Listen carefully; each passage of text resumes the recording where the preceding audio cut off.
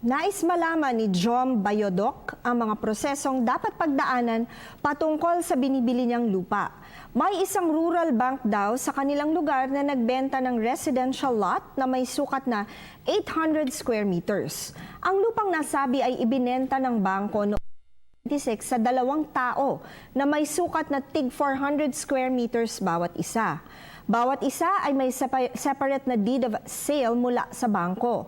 Magpahanggang ngayon daw ay hindi pa naililipat ng mga buyers sa kanilang mga pangalan ang rehistro ng titulo ng mga lupa.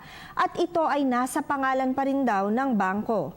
Ang isa sa mga nakabili ay ibinenta kay Jom ang 200 square meters ng nabili niyang lupa mula sa bangko.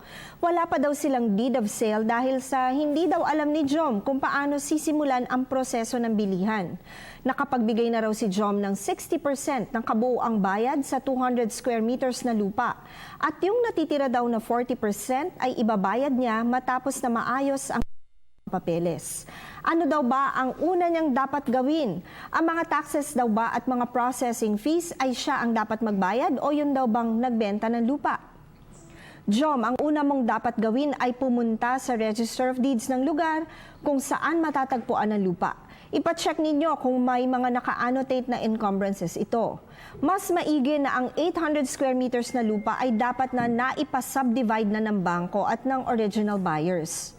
Ganun pa man, maaari kayong mag-request ng kopya ng titulo ng lupa.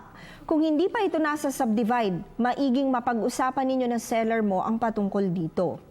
Tungkol naman sa tanong ninyo sa taxes, usually ang seller ang nagbabayad ng capital gains tax. Kaya rin tulad ng doc stamps ay ang buyer na ang nagbabayad.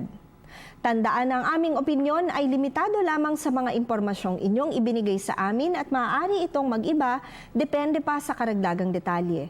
Malaya po kayong makakakonsulta sa inyong napiling abogado.